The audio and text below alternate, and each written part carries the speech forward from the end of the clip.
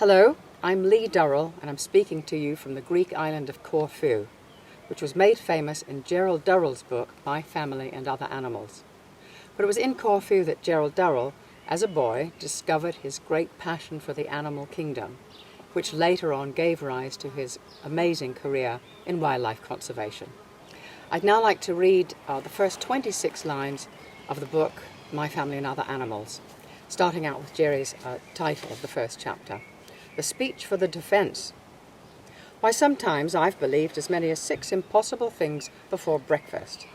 And that, of course, was the White Queen in Through the Looking Glass.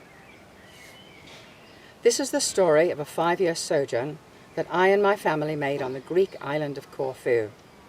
It was originally intended to be a mildly nostalgic account of the natural history of the island, but I made a grave mistake by introducing my family into the book in the first few pages. Having got themselves on paper, they then proceeded to establish themselves and invite various friends to share the chapters. It was only with the greatest difficulty, and by exercising considerable cunning, that I managed to retain a few pages here and there which I could devote exclusively to animals.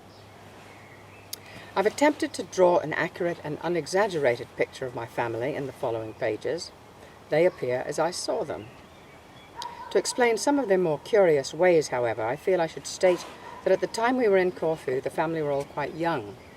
Larry, the eldest, was 23, Leslie was 19, Margot 18, while I was the youngest, being of the tender and impressionable age of 10.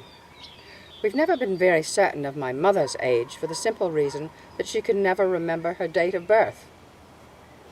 All I can say is that she was old enough to have 4 children.